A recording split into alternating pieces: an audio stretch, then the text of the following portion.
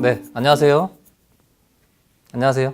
네, 네, 반갑습니다. 2019년도 시즌 첫 강의인데요. 지난주에 합격자 간담회를 하고 이제 2018년 시즌을 마감하고 2019년도 이제 새롭게 강의를 시작하게 됐습니다. 저는 한국금융보험학원의 배민영 원장이고요. 그동안 제가 이 시험 제도가 바뀐 이후로부터 6년 차 이제 강의를 하게 됐는데 그동안 많은 합격자분들 배출하고 그래서 큰 보람을 갖고 지금 이렇게 강의를 하고 있습니다. 올해도 또 새로운 분들과 또 새로운 그림을 그려 나갈 수 있도록 최선을 다해서 열심히 한번 해보겠습니다. 좀 전에 합격자 두 사람이 와서 인사를 왔는데 제가 이 강의를 할 때 이 포카리 스웨트를 항상 놓고 있거든요. 이게 강의를 오래 하다 보니까 이 수분을 흡수해 줘야 돼요, 몸에. 이게 전체 출강도 많고 하다 보니까 그렇더라고요. 그래서 그걸 알고 이 포카리 스웨트를 한 박스를 사왔더라고요. 일단 이만하게. 그리고 뭐 비타민이라든지. 그래서 참 고맙게 생각을 하고 좀 전에 이제 얘기하다 왔는데, 그래서 지난주에 이제 합격자들 이제 다 보내고 이제 또 새롭게 새로운 분들 맞이해서 또 다시 새로운 마음가짐으로 이제 11월부터 이제 슬슬 이제 저는 이제 발동을 이제 걸 계획입니다. 그래서 여러분들이 이제 제 이제 첫 이제 강의 수강자 분들이신데요. 이제 11월이죠. 11월인데 우리 이제 시험은 8월 말입니다. 그래서 이제 1차 시험 1차는 이렇게 인원이 많지 않아요. 2차는 이 강의장이 꽉 차는데 좀 자리도 많이 뺐어요. 근데 2차는 전혀 그렇지가 않죠. 이게 이제 요즘은 1차는 2차에 비해서 시험이 어렵지 않기 때문에 거의 이제 인강을 듣고 심지어는 어때요? 독학으로 합격하신 분도 많아요. 예. 또 합격할 수 있습니다. 그렇게도. 그런데 우리가 이제 시험은 1차가 목표가 아니고 결과적으로 최종 합격인데 1차 시험에 시간을 많이 굳이 투자할 필요 없어요. 그렇죠. 그러면 이렇게 강의를 통해서 최소 시간으로 이렇게 따라오면 합격할 수 있습니다. 여기 지금 거의 개인 교수 분위기죠. 예? 근데 여러분들은 그냥 제 강의 따라오기만 하면 1차 떨어질 가능성은 없어요. 거의 제로라고 말씀드릴 수 있어요. 그래서 그냥 따라오시면 되고 굳이 시간 많이 허비할 필요 없다는 거죠. 그래서 강의 듣고 복습하시고 그리고 나중에 이제 3월경에는 문제풀이하고 그때 이제 제가 만든 문제들로 합니다.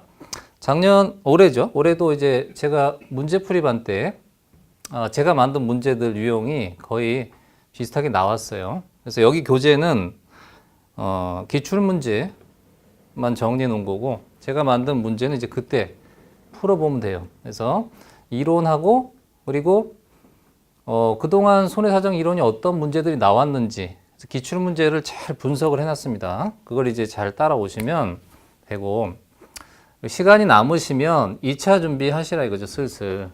예. 굳이 1차에 시간 많이 투자할 필요 없어요. 절대로. 그럴 필요 없고 여러분 걱정 안 하셔도 돼요. 따라오시면 1차는 무난하게 다 합격할 수 있는 시험입니다. 그런데 굳이 독학을 하실 필요 없다는 거죠. 최소 시간으로 스마트하게 합격을 하셔야 돼요. 올해도 보면 작년도 그랬지만 동차 합격생들이 역시나 올해도 많았어요. 그래서 제가 이제 항상 그러는데 동차 합격생 합격시키기가 훨씬 쉽다. 예. 그리고 재수하신 분들 합격시키기가 더 어렵다. 그래서 동차 합격하신 분들 새로 이제 새로 하신 분들 말고 재수하신 분들은 그 꼬여있는 지식을 풀어주는 게 더 시간이 허비가 되고 쓸데없는 시간을 할애하게 되더라고요. 근데 처음 이렇게 학습하시는 분들은 이렇게 하얀 도화지에 기초 스케치를 그려드리고 거기에 물감을 입혀서 좋은 그림을 만들 수 있어요, 제가. 그런데 이제 이렇게 기초가 스케치가 좀 잘못되어 있는 분들은 그걸 다시 수정을 해서 좋은 그림이 안 나오더라는 거예요. 그리고 결과를 보면 제가 모의고사 또 합격자분들 이제 성적을 보면 항상 상위권은 다 동차로 준비하시는 분들이라는 거죠. 그 해라는 거는 이제 1월부터 얘기하는 거예요. 1월부터 7월까지. 그리고 8월에 시험을 보죠. 지금 11월, 12월에 이제 1차 강의를 하는데, 과목이 많다 보니까 1차, 2차를 11월에 이제 강의를 시작하는 데가 많이 있죠. 학원별로. 그런데 11월에 시작을 해도 되는데 굳이 11월에 안 해도 돼요. 1월부터 해도 충분합니다. 충분해요. 이 발동을 너무 일찍 걸면 나중에 슬럼프가 길어져요. 항상 슬럼프는 와요. 이번에 이제 합격한 친구도 보면 슬럼프가 있었어요. 시험 전 20일 동안 집안에 무슨 일이 있어가지고 공부를 못했대요. 이틀 전에 정리했는데 합격했어요. 역시 상위권이었거든요.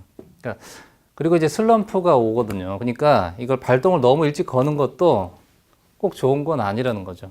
그러니까 집중해야 될 시기에 제대로 집중을 하는 게 합격의 방법이에요. 이 시험이 길게 준비해서 도움이 되는 게 없어요. 그래서 재수하신 분들은 내가 재수를 했다고 자만하면 큰일 나요. 큰일 나요. 항상 지금까지 제가 5년 동안 강의를 해보면서 항상 상위권은 다 동차했다고요. 그러니까 재수하신 분들은 겨우겨우 합격해요. 그게 알고 있는 지식이 더 위험한 거예요. 그래서 재수하신 분들 다시 시작해야 돼요. 다시 시작하셔야 되지. 만약에 나의 지식을 가지고 자만하거나 그러면 계속 그게 반복될 수 있어요. 네, 그래서 동차 합격하시는 게 훨씬 수월하고 가르치기 수월하고 또 가능하다는 것. 그래서 11월에는 슬슬 이렇게 1차부터 하시면 됩니다. 너무 이렇게 조급해 하실 필요 없고, 우리 시험이 꼭 마라톤 같아가지고 끝까지 힘들더라도 끝까지 따라오면 다 합격을 해요. 이 시험이. 그런 얘기 들어보셨죠? 근데 우리 시험이 딱 맞는 것 같아요. 다른 시험, 난이도 높은 시험 꼭 그렇지 않아요. 아는 시험이 많죠. 우리 시험도 상당히 좋은 자격증이고 난이도가 있는 자격증인데, 그런데 끝까지 따라오면 합격들 한다는 거죠. 그 이유가 뭐냐면 2차가 거의 이제 그 손해사정사 시험은 실무자들이 출제하는 시험이거든요. 1차는 그렇지 않아요. 이제 학자들이 출제하고. 그러다 보니까 그 기본 이론, 그리고 문제풀이 모의고사 이런 과정을 거치는데, 이렇게 모의고사 때 제가 이렇게 만드는 문제들이 시험에, 그러니까 심지어 이제 합격하신 분들은 제가 출제한 게 아닌가 이런 생각이 들었다 이런 분들도 있어요. 그러니까 그 스킬이라는 거예요, 스킬. 그 실무자들의 스킬, 그 또 실제로 출제하신 분들이 그걸 참고를 해서 문제를 내다 보니까 그런 부분이 있다는 거예요. 다른 자격증과 좀 달라요. 그래서 법률 자격증이라든지 금융 자격증, 회계사라든지 뭐 이런 부분은 정말 실력이 있어야 돼요. 그렇죠? 여기는 실력이 돼야 되지만 그거 가지고 안 되고, 플러스 시험에 맞는 그런 강의나 이제 그런 문제라든지 이런 걸 접해봐야 된다는 거죠. 예, 그래서 그렇기 때문에 사실 저희가 저뿐만 아니라 이쪽 이제 전문 강사들은 거기에 이제 특화된 강사들이라 이렇게 생각하시면 되죠. 그래서 잘 이용을 하셔야지. 2차는 독학으로 어려워요. 1차랑 달라요. 1차는 독학으로 가능해요. 솔직히. 그런데 시간을 허비할 필요 없다. 2차에 집중해야 되는데 2차는 강사를 잘 선택해서 거기 스케줄에 맞춰서 하는 게 좋아요. 괜히 자기 스케줄대로 해서 할 필요 없어요. 다 거기에 맞춰서 그때 집중할 수 있도록 단계적으로 해야지. 예를 들어서 1월부터 이제 문제풀이반 나는 좀 이론을 알아. 재수를 하는데 이제 문제풀이반 모의고사 볼 거야. 필요 없어요, 그거. 그때 가면 제가 또 다시 내요, 시험. 문제가 항상 저는 새로 그 시즌에 맞춰서, 이슈화된 문제들. 그런 것들이 반영이 된단 말이에요. 출제자분께서 완전히 고유하게 이렇게 참고 없이 그렇게 문제 만들지 않아요. 참고를 해요. 그 해 이슈화된 게 어떤 건지. 저는 그때 가서 만들지 지금 만들지 않아요. 그러니까 뭐 이전에 뭐 제 모의고사 문제 좋다 해서 이제 바로 구입해서 이제 연초부터 이제 보고 그거 필요 없어요, 그거. 그때 가면 또 만들어요, 새로. 예, 그래서 그 스케줄을 잘 따라오셔야 되고, 그리고 그때 돼서 이제 문제가 아이디어가 떠오르는 거예요. 그래야 그 이슈화된 문제들. 뭐 2차 관련돼서 이 정도로 할게요. 제가 이제 1차 강의할 때 그때 이제 자세하게 얘기할 텐데, 어쨌든 1차는 좀 쉽게 접근하자. 쉽게 접근해도 충분하고, 뭐 가능하면 시간을 최소화해서, 예, 그리고 이렇게 오프라인 오셨는데 오셔서 들으시고 가볍게 복습하는 정도, 그렇게만 하셔도 충분합니다. 자, 우리 이제 손해사정 이론이라는 과목은 이 학문적으로 손해사정 이론이라는 학문은 있을까요, 없을까요? 없어요. 그런데 왜 손해사정 이론이라는 과목은 왜 있을까요? 우리 이제 손해사정사 자격증을 취득하려는 거죠. 우리 재물 준비하시는 분도 있고, 신체 준비하시는 분도 있고, 어쨌든 손해사정사 자격증을 취득하는데, 손해사정 이론이 없으면 이건 어떻게 돼요?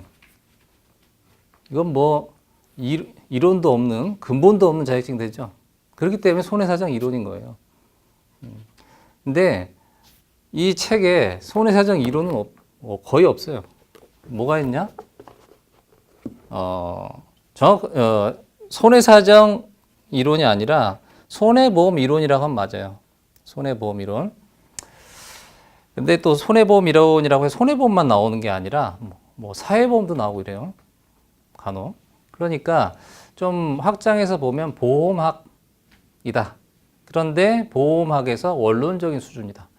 그래서 보험학 원론이다. 이 정도로 생각하시면 돼요. 그리고 우리 시험 범위는 손해보험 이론, 손해보험을 배운다. 손해보험 전반에 대해서 배운다. 이렇게 이해하시면 될 겁니다. 그래서 이 손해사정 이론은 이 보험학 원론 크게 보면 볼 수 있는데, 이 보험이라는 학문 자체가 융합학문이에요. 그러다 보니까 법학, 경제, 경영, 회계, 그렇죠? 뭐 기타 또 이제 재물이라든지 신체 해서 이공계적 지식, 엔지니어적인 지식도 필요하고 그렇습니다. 그래서 이 융합학문이다 보니까 우리가 학습을 하는데 과연 시험 범위가 어딘가 이런 데 또 의문이 생길 수 있어요. 그러니까 일단 손해사정 이론이라는 그 타이틀 자체는 잊어버려야 돼요. 아예 잊어버려야 돼요. 그러면 돼요. 그러면 편해요. 그냥 내가 보험을 배운다. 보험학 원론을 배운다. 이렇게 생각을 하면 원론적인 수준까지 학습을 하면 된다. 우리 시험이. 그렇죠? 그렇게 이해하시면 됩니다. 그리고 이제 제 책을 이제 받아보셨는데, 이제 책은 작년 내용에서 크게 변한 건 없는데, 이제 그 파트라든지 챕터라든지 이런 부분은 저는 상당히 간략하게 했습니다. 그 안에 이제 세부 내용들이 있고, 그리고 올해는 이제 그 1파트에서 보험의 종류를 넣었어요. 이게 왜 그러냐면 해마다 보험 상품 문제들이 나와요. 이게 꽤 나와요. 근데 그게 어려운 게 아니라 우리가 이제 접해보지 못한 보험들 있죠. 거기에 대한 객관식 문제 이런 게 나옵니다. 그러니까 기초죠. 기초인데 우리가 듣도 보도 못한 그런 보험. 예를 들어서 신용보험이 어떤 거, 기업 신용보험이 뭔가 뭐 이런 거 있죠. 그걸 이제 객관식으로 이렇게 말장난을 해버리면 어때요? 틀리죠. 그러니까 그런 것들. 그래서 보험에 대해서 기초적인 보험의 분류를 넣고, 그리고 이제 새로 기출문제 5년 차죠. 그래서 이 시험 제도가 바뀐 지 5년차 됐습니다. 5년차 기출문제를 그 파트 내 챕터로 기출문제를 다 풀이해 놓고 거기에 해설을 자세하게 해놨어요. 자, 그러면 이렇게 기출문제를 잘 정리해서 파트별로 구분해서 제가 기출문제를 수록한 이유는 이 기출문제를 분석하면 어디서 어떤 문제가 나온다. 이게 정리가 됩니다. 그래서 이 손해사정 이론의 그 광범위한 그 출제 범위를 딱 정리를 할 수 있어요. 이 책으로. 그렇게 정리를 해놓은 게 목적입니다. 이 책이.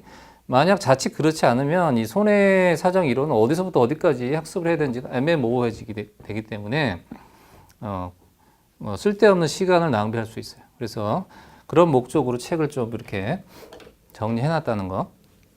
자, 그러면 이제 우리가 첫 번째 시간은 이 손해사정 이론 출제 범위를 제가 디테일하게 어디서 어떻게 출제가 됐는지를 표로서 제가 정리를 한번 해 볼게요. 자, 우리 책은 총 이제 파트는 4파트로 되어 있습니다. 그래서 1파트가 리스크와 보험.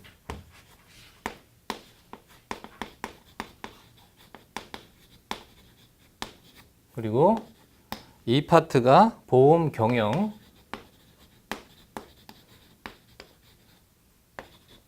세 번째, 보험 계약.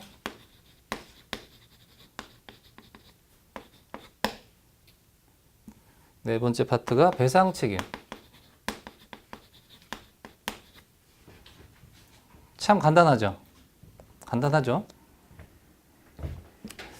자, 그러면 이게 이제 2018년도부터 하나하나 볼게요. 2018, 17, 16, 15, 14년도까지 5년차 이제 우리 시험이 역사가 이렇게 됐어요. 객관식. 이전에 손해사정 이론은 주관식이었습니다.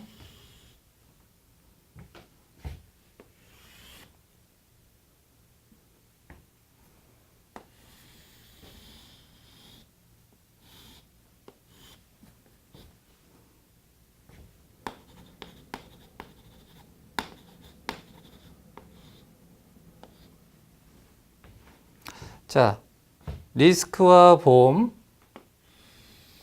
보험 경영, 보험 계약, 배상 책임 이렇게 4파트로 책이 편제가 돼 있어요. 자, 2019년, 18년도부터 이렇게 하나하나 볼게요. 8년도.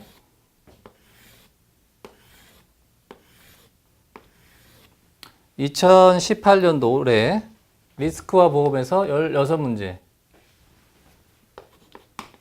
40문제 중에 상당히 많은 비중이죠. 큰 비중이죠. 그리고 12문제. 그리고 9문제, 3문제. 2017년은 11문제, 9문제, 14, 6문제. 그리고 15, 10, 11, 아니다. 네. 15년도 16, 6, 17, 1. 이게 여러분 책에 그대로 수록이 돼 있어요. 이렇게. 그 문제에 그대로 수록이 돼 있어서 14, 5, 15, 6. 그래서 이게 40문제씩이야 다. 그러니까 5년이니까 4, 5, 20, 총 200이죠. 여기 72 합계, 42, 66, 20. 비중이 어떻게 되나 보면 여기가 36%, 여기가 21%, 33%, 그리고 배상 책임이 10%. 이렇게 나옵니다. 이게 여러분 책에 그대로 이렇게 책에 정리가 되어 있어요. 자, 그러면 비중을 보시면 어때요? 리스크와 보험이 가장 크죠. 그렇죠. 리스크 관리와 리스크와 보험. 보험 일반입니다. 그 다음 보험 경영 파트가 21%, 그리고 보험 계약. 이 보험 계약이 뭡니까? 여러분 앞선 시간에 배우신 상법이죠. 상법 제4편. 그렇죠. 그런데 문제는 조금 다르죠. 그 보험계약법은 누가 출제해요? 법대 교수님이 출제하시고. 그리고 손해사정이론에서는 손해사정이론은 누가 출제할까요? 어떤 분들이? 교수님이 출제하실 텐데. 보험, 경영, 전공 교수님들이. 우리나라의 보험 전공 교수님들이 별로 많지 않아요. 학교에 한 명 정도 자리에 있어요. 저도 거기서 지금 박사과정을 밟고 있는데, 그러면 이게 합계입니다. 자, 그렇고 우리 이제 손해사정 이론은 계산 문제가 좀 출제돼요. 계산 문제가 출제된다면 어떤 문제가 출제될까요? 한번 생각해 보세요. 어떤 문제, 뭘 계산하는 문제가 출제될까요? 리스크 관리에 대해서, 리스크 파트에서, 그렇죠. 맞아요. 그런데 이게 손해사정 이론이 손해보험론이라고 했죠. 결론적으로 대분류하자면 보험료, 보험금, 손해액이에요, 손해액. 좀 뭘 감을 잡으라는 거죠. 뭘 계산할 것이냐. 큰 틀은 이거다. 여기서 이제 기타가 있겠죠. 기타는 뭐 얘기하자면 리스크 측정이라는 거 있어요. 리스크 측정에서 우리가 PML, MPL 뭐 이런 게 있어요. 그리고 경영 효율, 보험자 대비 뭐 이 정도입니다. 여기서 이제 리스크 측정 있죠. 리스크 파트에서 리스크 측정이라는 게 나와요. 리스크 측정은 PML, MPL. 그래서 재물보험에서 쉽게 얘기하면 보험 가액을 설정할 수 있는 최고, 그렇죠? 맥시멈, 프로바블 로스 이런 것들 측정하는 게 있고, 보험료는 보험료율 산정하는 게 이제 순보험료 방식, 손해율 방식 다 할 겁니다. 그리고 보험료에서 경과보험료가 얼마인가, 그리고 재보험료는 얼마인가, 재보험을 가입했을 때 재보험 초과 손해액 재보험 특약 뭐 이런 게 있어요. 재보험료가 얼마인가. 경영 효율에 있어서는 손해율, 사업비율, 종합 경영률 이런 게 있어요. 지급보험금은 그냥 단순하게 지급보험금 산정하는 것도 있지만 공제금액이라든지 공동보험, 그리고 보험가액과 보험금액 간의 비례 보상, 그리고 보험금 분담 뭐 이런 게 있어요. 그리고 이 손해액에서는 뭐해서 과실 책임주에 따라서 단일 책임주의, 교차 책임주에 따라서 어떻게 산정하는지 그런 게 있고, 보험자 대위는 절대설, 상대설, 차액설 이런 게 있습니다. 그런데 이런 계산 문제들은 과거에 손해사정 이론이 2차 시험이라고 그랬죠. 과거 2차 시험 때 나왔던 문제를 그대로 여기서 객관식으로 문제를 내고 있어요. 그래서 여러분 교재 맨 마지막에 네 번째 파트에 예전에 주관식으로 출제됐던 계산 문제들이 하나도 빠짐없이 또 수록이 되어 있습니다. 그걸 보시면 이 5년 동안 출제된 문제들이 다 거기서 나와요. 그대로 나옵니다. 근데 이 계산 문제를 보면 또 이것도 디테일하게 제가 또 살펴봤죠. 보면 올해는 어떤 문제 나왔을까? 보니까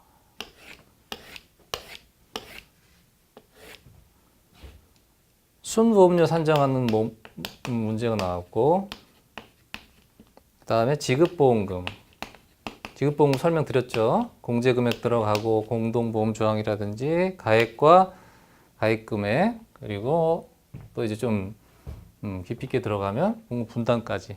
어쨌든 보험금 산정하는 문제, 그리고 그냥 원수사 보험금뿐만 아니라 재보험금 산정 문제. 이 보험금은 이런 식으로 원수사의 보험금도 있고 재보험금도 있습니다. 그리고 발생 손해액. 이렇게 해서 올해 좀 많이 나왔어요. 5문제. 5문제. 그리고 작년은 영업보험료. 지급보험금, 그리고 재보험금, 그리고 단일 책임주의 배상액.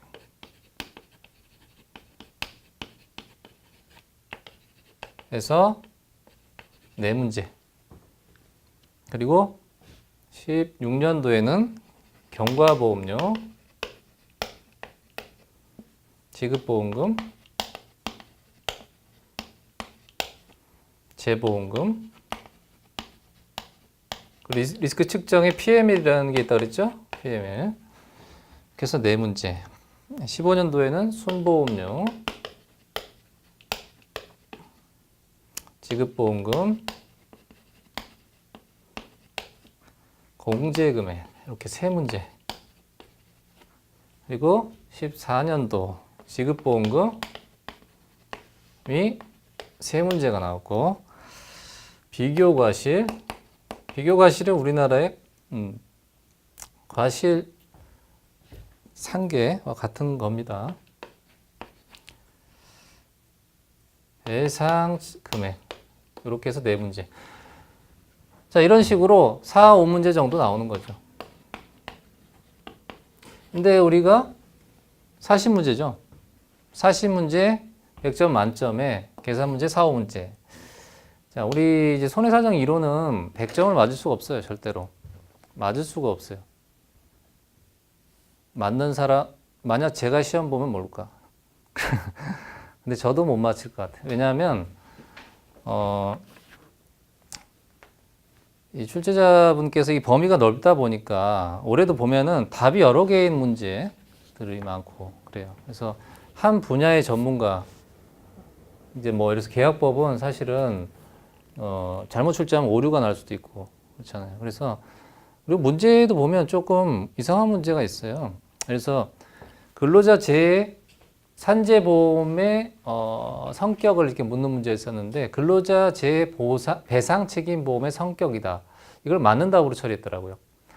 제가 이 근재보험 전문가지만 근로자 배상 책임 보험이 아니고 산재보험 보상 책임이에요. 재해 보상. 그래서 근로자 재해 보상 책임의 성격이지, 민간보험의 근로자 재해 보상, 재해 보상이 있고 사용자 배상이 있거든요. 근로자 재해 배상 책임 보험 맞는 말이 아니에요. 그런데 완벽한 오답이 있으니까 그거는 문제 삼지 않고 뭐 이의제기도 안 한 것 같아요. 아무도. 왜냐하면 이의제기 필요성이 없으니까. 다들 너무 쉬운 문제니까. 사회보험이 아주 쉽게 나와요. 산재보험 같은 경우.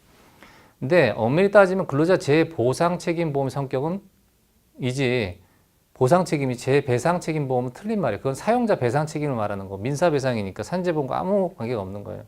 틀린 답이에요. 사실은. 틀린 답이라고요. 그 부분이 뭐 당락을 좌우한다 그러면 이의제기를 했겠지만 이의제기를 한 사람이 없었어요. 아쉬운데 이의제기를 해야 뭐 저도 뭘, 아무도 없었어요. 아무도 없었다고. 그리고 다른 학원에서도 이의제기를 하지도 않았던 것 같고 틀린 답이에요. 그래서 이 손사 이론은 100점 맞을 생각할 필요 없어요. 필요가 없다고요. 우리가 이제 몇 점 목표로 하냐면, 우리 40문제면 2.5일 거예요. 한 문제. 그렇죠? 10문제 틀리면 몇 점입니까? 75점. 괜찮네요. 10문제 틀려도. 75점 정도면 괜찮지 않아요? 굳이 뭐 그 이상 맞으면 좋은가요? 그렇죠. 이거 네 문제 정도? 5문제? 정 내가 시간도 없고 자신도 없으면 어때요? 그냥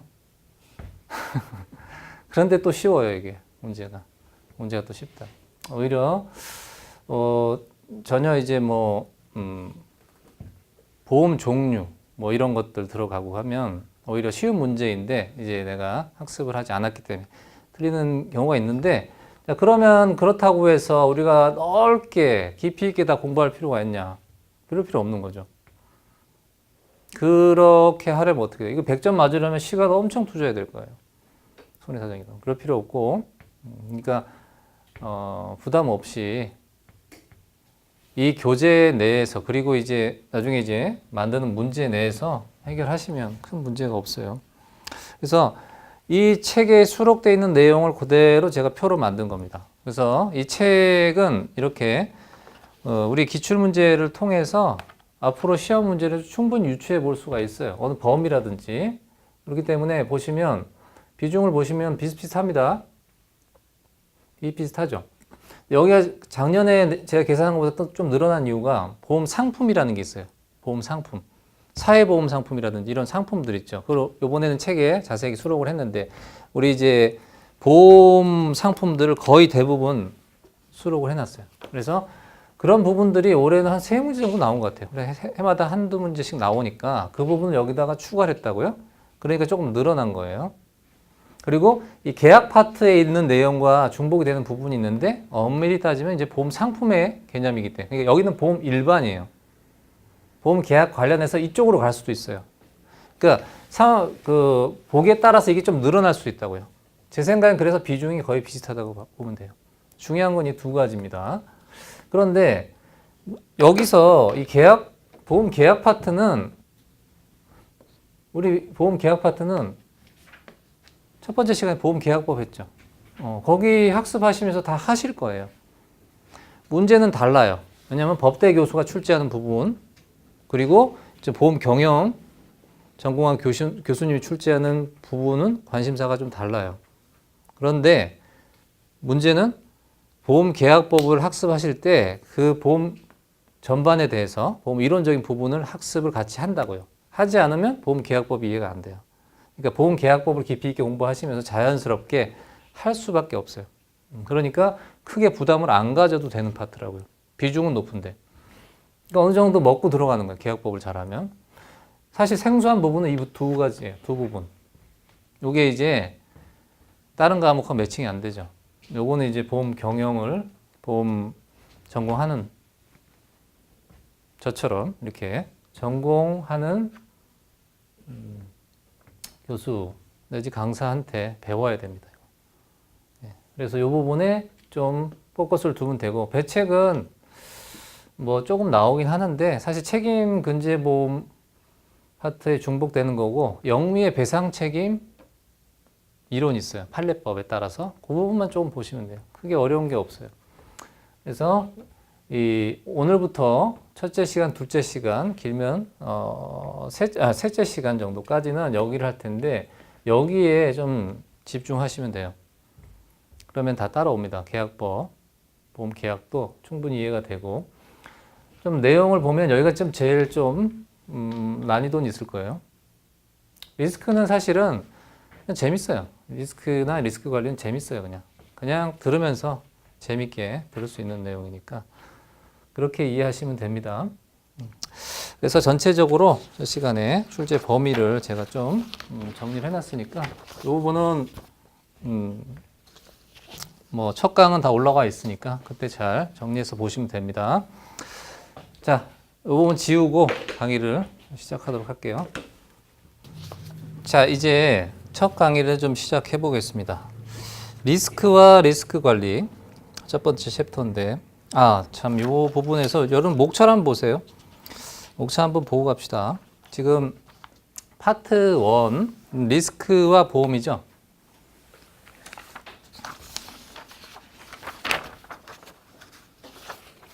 파트 1의 리스크와 보험인데 챕터 1이 리스크와 리스크 관리입니다. 리스크와 리스크 관리. 오늘은 여기를 할 거예요. 여기만. 우리 챕터 2가 보험 일반. 보험 일반을 좀 넘겨보시면 뒤에 이제 보험의 종류 있죠. 이 부분을 추가했어요. 그래서 보험 전반에 대해서 보험 상품들 정리를 다 해놨습니다. 여기서는 이 정도만 하면 돼요. 소리사정 이론은.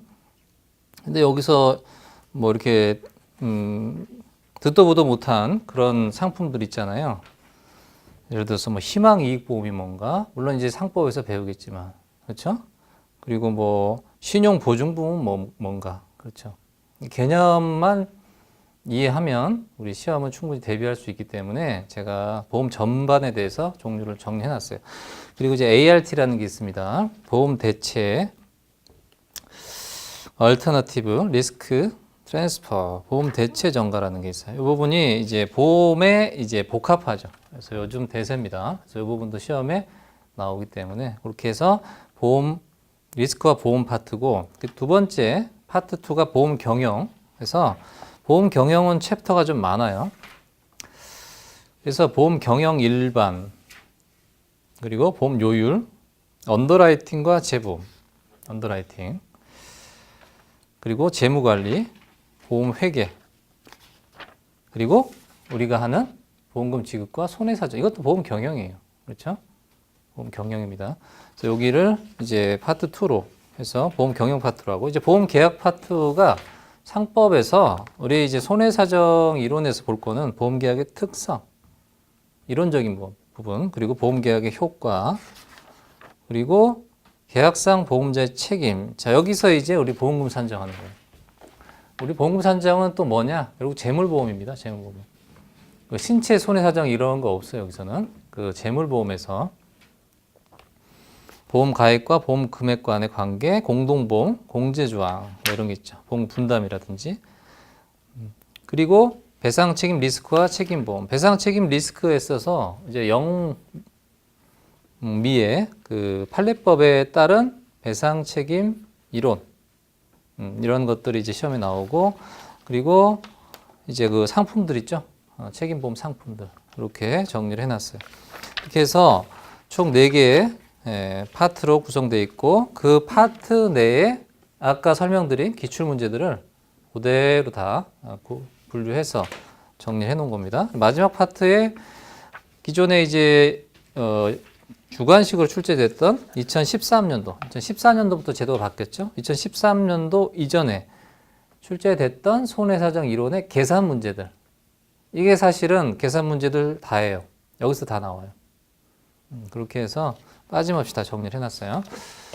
그래서 이 교재대로 하면 시험에 그 출제 범위를 벗어나지 않는 선에서 학습을 하실 수 있으니까 효율적인 학습이 될 겁니다.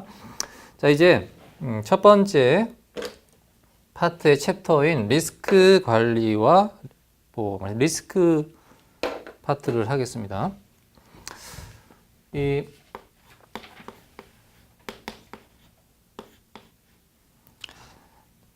리스크를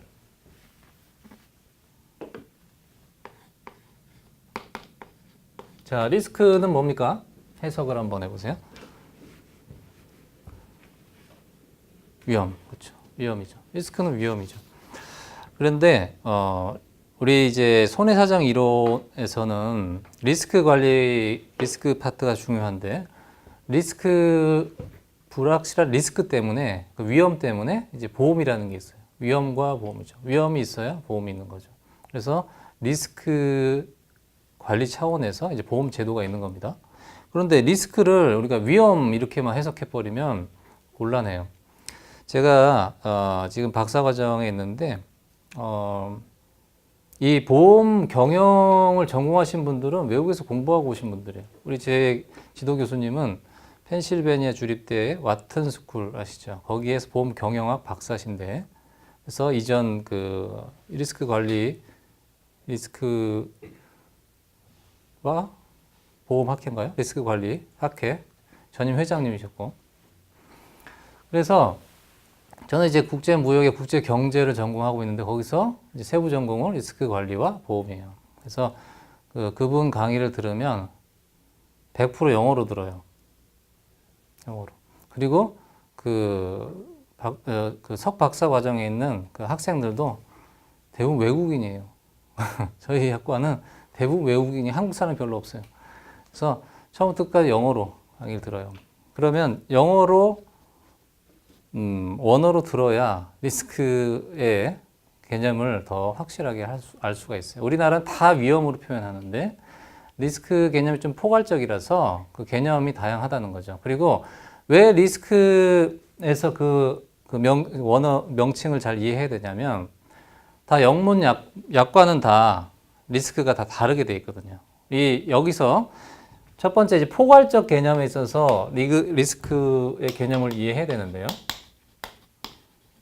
리스크의 개념이 단순하지 않다는 거죠. 이 포괄적 개념을 이해하는 이유는 이게 바로 우리 보험법, 상법, 특히 상법과 보험 약관의 내용이에요. 그걸 이제 국문으로 약관을 번역하다 보니까 다 위험인 거예요. 위험. 근데 그 위험이 다 똑같은 그게 리스크냐? 그렇지 않다라는 거죠. 그래서 이 리스크의 개념을 좀 포괄적인 개념을 이해해야 되는데, 자, 리스크는 여기서 좀 그림을 좀 그려볼까요? 자, 리스크는 위험입니다. 어떤 위험이냐면 이득 발생 가능성도 있고 손실 발생 가능성도 있어요. 그 중에서 우리는 이제 보험을 배우잖아요. 보험에서 관심 있는 분야는 이거죠.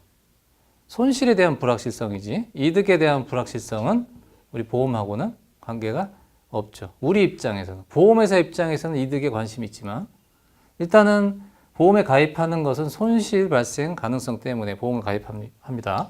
그래서 이게 바로 uncertainty, 불확실성입니다.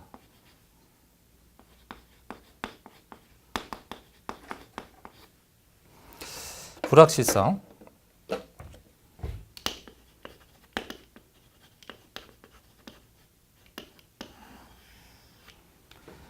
이 손실의 불확실성 때문에 어떻게 합니까? 바로 이 손실을, 불확실성을 전가를 하게 되죠. 트랜스퍼 해서 어디로? 전가 방식은 보험만 있는 게 아닌데 어쨌든 우리는 지금 보험을 배우는 거잖아요. 보험이 가장 효율적인 제도니까 인슈어런스. 보험에 전가를 하는 거죠. 그러면 이 불확실성은 보험으로 전가하는 순간 어떻게 될까요? 계속 불확실할까요? 손실의 불확실성은 보험으로 전가하면 어떻게 돼요?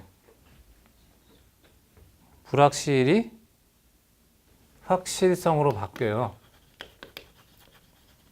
왜 바뀌어요? 왜 확실성으로 바뀌어요? 전가하면? 그렇죠. 이게 불확실성은 손실에 대한 불확실성인데 예를 들어서 뭐가 불확실하다는 거예요? 실제 발생할 수 있는 손실이죠. actual loss. 이 손실. 실제 발생한 손실을 트랜스퍼 한다는 건 뭘로 트랜스퍼 합니까? 전가한다는 건? 보험 계약으로. 그러면 보험 계약을 하게 되면 실제 발생한 손실이 보험 계약으로 어때요? actual loss가 average loss. 평균 손실로 대체가 돼요. 한국말로 써줄게요. 첫 시간이니까. 실제 손실이 평균 손실로 대체가 되는데 이게 실제 손실은 어떻게 보험 계약 실제 손실이 발생했다. 그럼 어떻게 돼요? 보험금을 지급하겠죠. 어때요? 여기는 평균 손실이라는 것은 실제 발생한 손실만큼 내가 부담하는 게 아니라 보험료라는 평균 손실로 대체하게 되죠. 그래서 이 불확실한 경제 주체는 어때요? 이 불확실한 손실을 보험 계약을 통해서 보험료를 지불함으로써 어때요? 이 실제 발생하는 손실에 대한 불확실성이 해소가 되는 거죠. 이게 바로 보험의 메커니즘인데 이 포괄적인 개념을 이해를 해야 되는 이유는 이게 이제 리스크는 포괄적인 개념과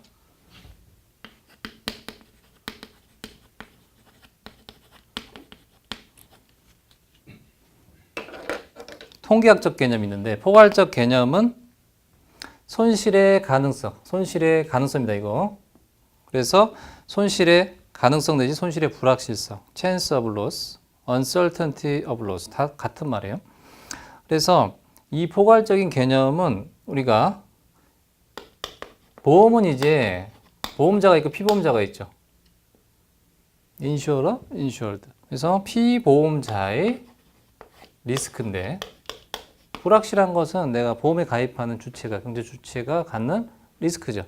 그래서 이러한 리스크는 개인의 주관적인 리스크예요. 뒤에서 할 겁니다. 주관적 리스크, 객관적 리스크 할 건데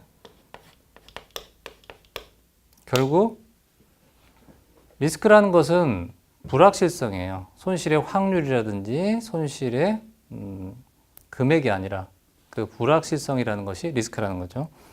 두 번째 개념은 뭐냐면 통계학적 개념인데 피보험자의 리스크, 불확실성이 바로 포괄적인 개념입니다. 통계학적 개념은 자, 피보험자, 즉 경제 주체가 보험에 가입하는 것은 이 불확실한 리스크, 손실에 대한 불확실한 리스크를 보험으로 전가하는 건데, 그런데 이 리스크를 설명하는 데 있어서 이 불확실성뿐만 아니라 리스크를 보험자 입장에서 리스크를 한번 생각해 보세요. 보험자 입장에서는 불확실한 리스크를, 손실에 대한 리스크를 떠안는 거죠. 떠안는데 그냥 떠안으면 안 되겠죠. 리스크가 발생하겠죠. 어떤 리스크가 발생하겠습니까? 보험사 입장에서는 손실 발생 가능성도 있고 이득 발생 가능성도 있죠. 그런데 이러한 그 불확실성이라는 것은 뭐냐면 통계학적인 개념의 리스크는 객관적 리스크라고 그래요. 자, 이제 전문 용어가 나옵니다. 주관적 리스크, 객관적 리스크, 서브젝트 리스크, 오브젝트 리스크. 이게 뭐냐면 기대 손실과 실제 손실과의 차이. 기대 손실은 평균 손실이에요. 기대 손실.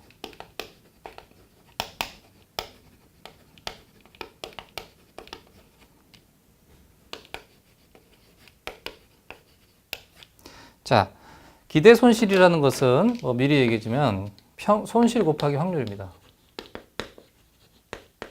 자, 이 actual loss, average loss 있죠. 이 average loss가 기대 손실이에요. 기대 손실만큼 보험료를 받아요. 순보험료를 받아요. 예를 들어서 예측을 하는 거예요. 보험이라는 것은 통계학적 기법을 통해서 예측을 하는 거예요. 보험을 이제 인수할 때는 보험회사에서 무턱대고 인수하는 게 아니라 이렇게 인수하면 결과적으로 기대 손실, 평균 손실은 얼마일 것이다. 그에 따라서 그 가입자 수 있죠. 그래서 보험료를 받는데, 그런데 이 기대 손실이 항상 평균 손실과 같을 수가 없겠죠. 그러면 이 편차가 생기면 보험회사에서는 리스크가 발생하는 거죠. 이득이 생길 수도 있고 손실이 발생할 수도 있고. 그래서 이러한 기대 손실과 실제 손실과의 차이를 변동성이라고 합니다.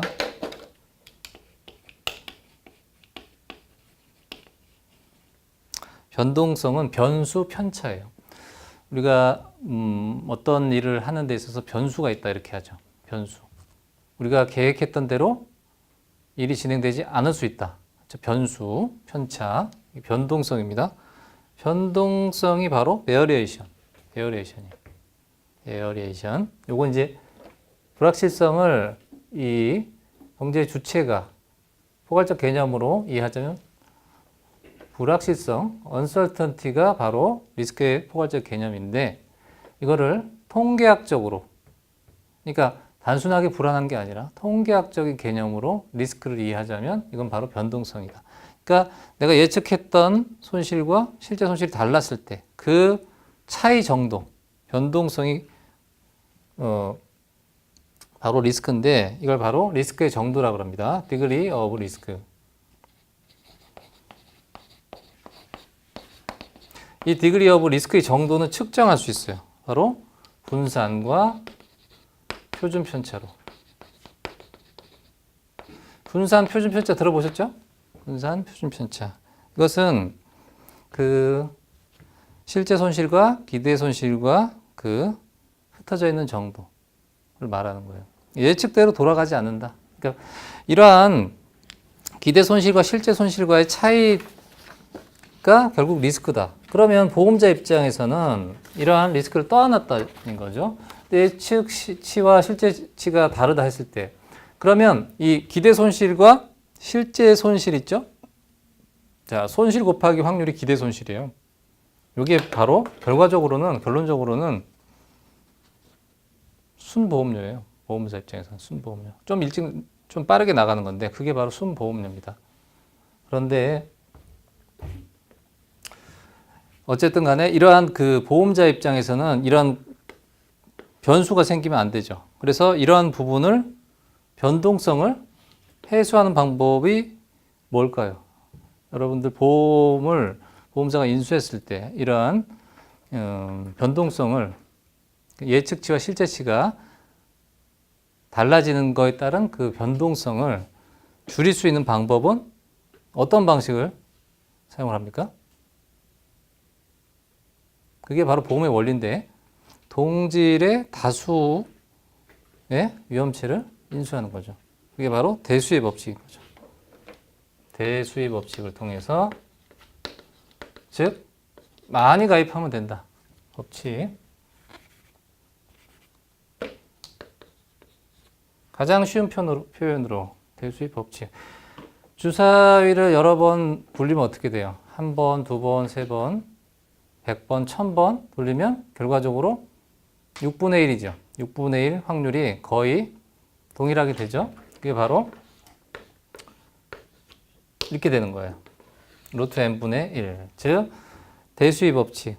여러 번 주사위를 굴리면 결과적으로 어떻게 된다는 거예요? 거의 변동성이 줄어든다는 거죠. 그래서 보험은 많이 가입을 시켜야 된다는 거죠.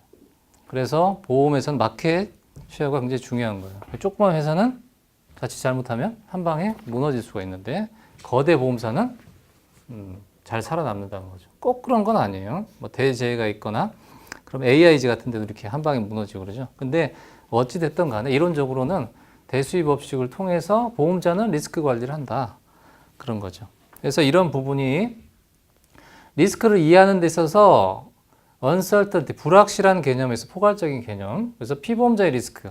피보험자의 리스크는 보험으로 국한한다 했을 때는 여기서는 이제 아직 안 했지만 순수 리스크예요. 순수 리스크는 손실 발생 가능성만 있는 리스크. 보험자 입장에서는 손실 발생 가능성만 있는 게 아니죠. 이득 발생 가능성도 있죠. 그래서 이거는 투기 리스크라고 합니다. 근데 어디까지나 보험은 순수 리스크만 보험의 대상입니다. 근데 여기서는 가입에 있어서 얘기하는 거예요. 보험자 입장에서 이거는 상행위예요. 그렇죠? 투기 리스크가 이거. 그래서 이런 그 리스크의 개념에 있어서 포괄적 개념, uncertainty, 그리고 통계학적 개념, variance, 이 개념을 함께 이해해야 되는데 이 포괄적인 개념은 결과적으로 이게 우리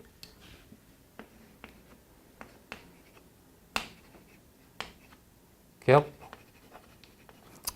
상법하고 상법이나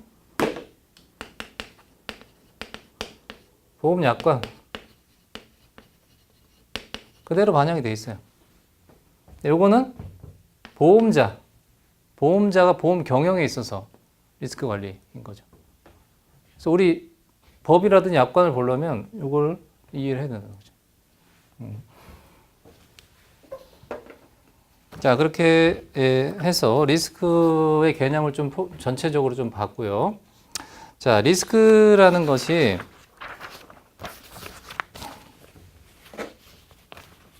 구성 요소가 있습니다. 리스크가. 자, 리스크에 대해서 지금 여기 우리 상법이나 보험 약관에서 이런 개념들이 있다고 그랬죠. 그리고 다 영문으로 이제 이해를 하게 되면 그 위험이라는 것이 우리 국문으로 해석하는 것과 좀 다르다. 그래서 리스크의 구성 요소를 보면 먼저 exposure라는 개념이 있어요. exposure는 이런 노출이라는 개념이죠. 노출. 우리 재물보험 약관에는 리스크 exposure라는 조항이 있어요. 리스크 exposure. 위험이 노출된다라는 거죠. 위험이 노출이라는 것은 그 보험 약관에서는 보험의 목적을 말하는 거예요. 재물보험에 있어서. 그래서 건물이라든지 뭔가 노출, 손실에 노출이 되어 있는 대상 있죠. 그래서 exposure라고 합니다. 그래서 이게 바로 손실 대상이에요.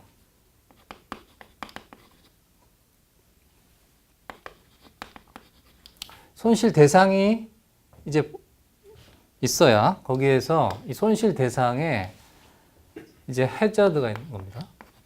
해저드 들어보셨죠? 우리 그 골프에서도 해저드가 있고 해저드. 해저드는 위험 상태. 그래서 우리가 위태위태하다 이런 얘기 하죠. 위태라고 줄여서 얘기합니다. 그리고 이제 페릴이라는 개념이 나옵니다. 페릴은 뭘까요? 자, 손실의 대상에 어떤 위험 상태가 있다 하면 손실의 이제 원인이라는 게 있고 이걸 줄여서 손인이라고 합니다. 자, 손실의 원인이 있으면 결과적으로 손실이 발생하겠죠. 이게 바로 손실. 자, 이런 개념이 있는데, 자, 이게 결과적으로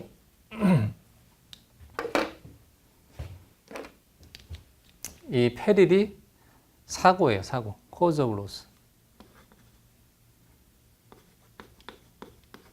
자, 로스의 원인인 거죠. 로스의 원인. 그래서 이게 사고입니다, 사고 발생해야 이 사고의 결과죠, 이게. 그럼 이 해저드는 뭡니까? 사고의 원인이죠. 자, 이런 과정 이해되시나요? 이 화살표는 인과관계를 얘기하는 거예요. 그런데 또한 전체를 놓고 보면 상관관계도 있어요. 이 간에는. 어쨌든 간에 이게 리스크의 구성 요소라는 거죠. 그러면 이게 여기서 이 내용이 그대로 보험으로 전가했을 때 이 익스포저는 결국 보험의 목적이 되는 거예요.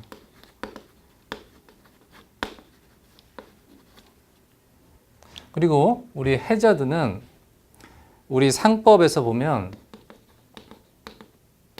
위험 변경 증가 통지 의무라는 거 있죠. 그렇죠?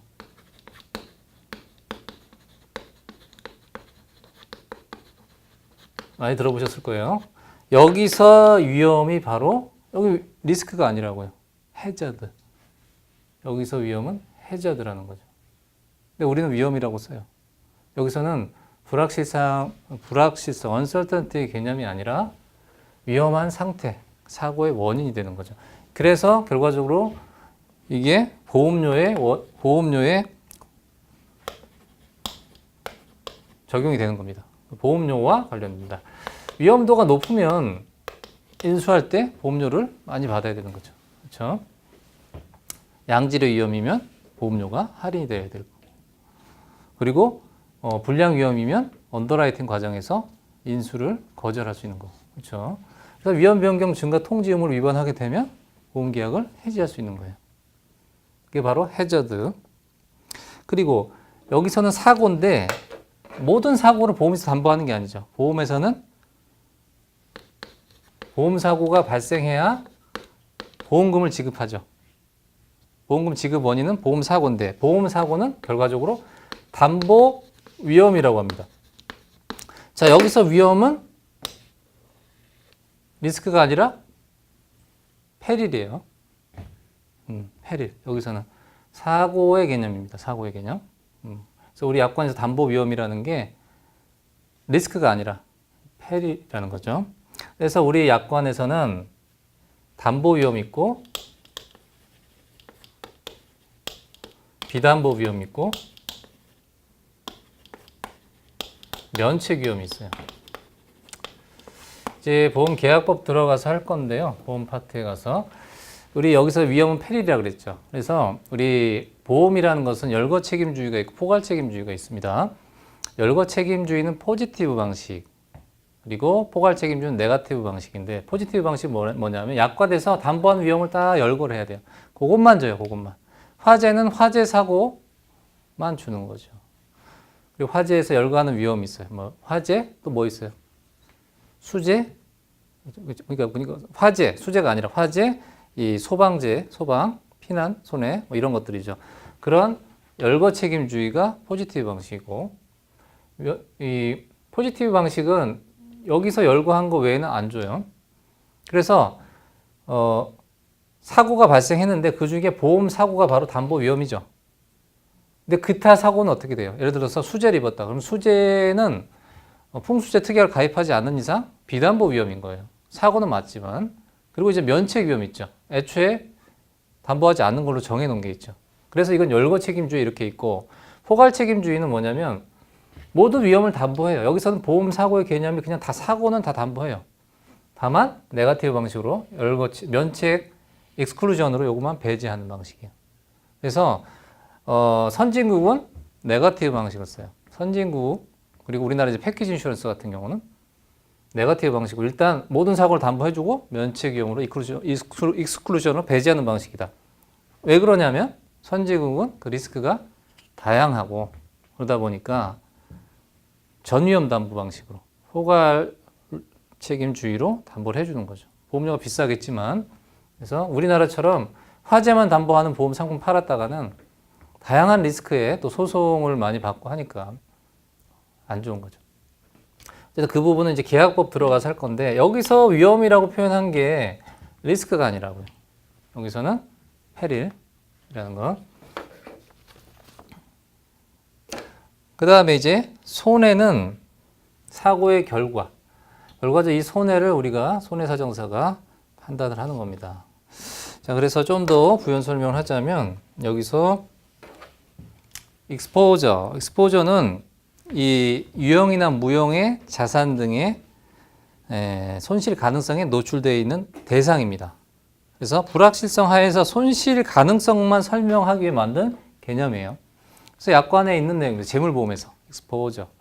그리고 우리가 위험설 무슨 뭐 과정설 뭐 이런 식으로 있어요.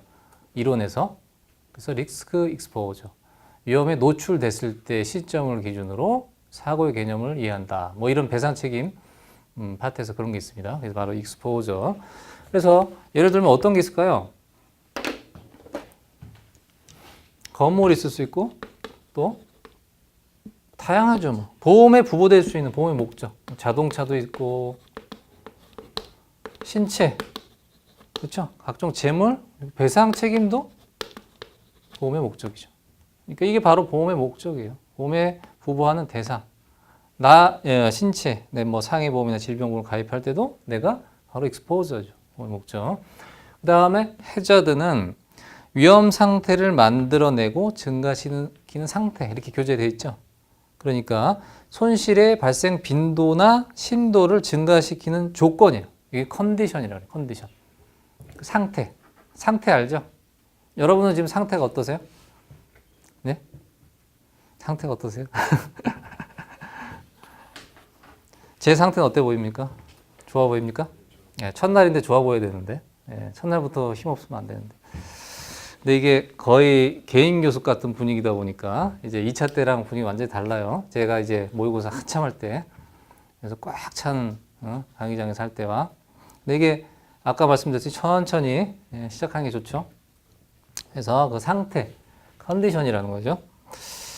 그래서 손실 발생 가능성의 그 빈도나 손실의 규모를, 그 심도를 증가시키는 조건 해서 여기는 어떤 게 있어요? 뭐 안전시설이라든지 건물에는 안전시설이 제대로 돼 있으면 위험 상태가 좋은 거죠. 그리고 뭐 직업도 이제 위험한 직업이 있고 손실에 노출되지 잘 않는 그런 직업이 있죠. 육체 노동자라든지. 그리고 연령이 높으면 어때요? 사망 확률이 높죠. 질병 발생 가능성이 높죠. 상해 질병보험에서 위험이 다르죠. 그리고 건강 상태 이런 겁니다. 그래서 여기 해저드를 구분해서 피지컬 해저드, 영어로 쓸게요. 물리적 손해입니다. 피지컬 해저드. 여러분들 영어에 좀 익숙해질 필요가 있어요. 이거를 그러면 나중에 좀 편합니다. 모랄 해저드 그리고 모레일. 물리적 손해, 물리적 위험. 물리적 위태가 맞죠, 사실은. 그렇죠. 근데 표현이 이상하잖아요. 물리적 위험, 도덕적 위태 이렇게 합니까? 위험이라고 합니까? 보통 위험. 예. 그리고 모럴 모레일 해저드. 그래서 그냥 영어로 하면 딱 좋다는 거죠. 그래서 이런 거를 뭐 국문으로는 위험 이러지 좀 그렇잖아요. 그래서 도덕적 해이 이런 표현을 하죠. 도덕적 해이 이런 식으로 이 모럴 해저드와 모레일 해저드를 포괄해서 도덕적 해이 이런 식으로 표현하고 물리적 해저드는 측정이 가능하죠. 예, 그런 겁니다. 손실의 빈도와 심도 측정은 이제 뒤에서 자세하게 하도록 하고 그래서 해저드는 물리적 해저드, 도덕적 해저드, 그리고 정신적 해저드. 이거는 부주의예요. 방관적 위험. 그런 거고 페릴은 어떤 게 있을까요? 페릴. 자, 이제 이와 같이 보험의 대상 그리고 그 위험 상태가 있어요. 밑에. 그러면 페릴은 사고라 그랬죠. 화재 사고, 자동차 사고, 그렇죠? 상해 사고, 질병, 사망, 뭐 실업보험 같은 경우, 실업 이런 것들이 결과적으로 사고입니다. 그렇죠? 페릴. 그래서 이런 페릴은 자연적 손인, 인적 손인, 경제적 손인이 있어요. 내추럴. 자연적 원인은 어떤 게 있습니까? 그래서 천재지변이라든지, 그렇죠? 이런 것들 자연적 손인. 그리고 휴먼. 인간이 만들어낸 사고의 원인. 인재죠, 인재. 그렇죠? 그 다음에 경제적 손인. 이거는 경제 공황이라든지, 그렇죠? 그럼 실업이 많이 발생할 거고, 그런 것들이 이제 원인이 되는 게 이제 인적 손인, 자연적 손인, 인적 손인, 경제적 손인 이렇게 구분을 하고, 자, 로스. 우리가 하는 손해사정사들이 하는 로스는 우연한 사고로부터 위험에 노출된 대상, 그렇죠? 노출된 대상에 발생한 경제적 가치의 저하 내지 멸실이에요. 경제적 가치 저하 내지 멸실. 일단 우리는 기본적으로 손해보험에서는 재물보험을 기초로 배운다 이렇게 이해하시면 됩니다. 그래서 여기서 재물이라든지 재물 손해 그리고 요거는 세 가지 신체 손해 그리고 재산적 손해. 재물 신체는 물리적 손해죠. 그런데 재산적 손해 예를 들어서 뭐 전문인이 금전적 손해를 끼쳤다. 이건 물리적 손해는 없더라도 재산적 손해가 있을 수 있죠. 재산적 재무적 손해라고 합니다. 그래서 이 손해는 퍼스널 로스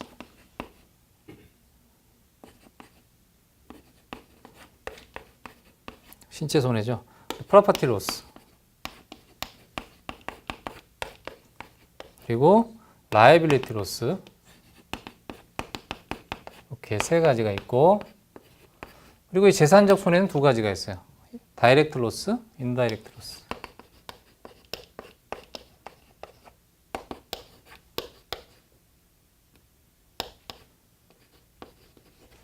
그래서 우리가 간접 손해 이러면 재물에 있는 거예요. 뭐 신체에서 간접 손해 이런 얘기 하면 안 되는 거예요.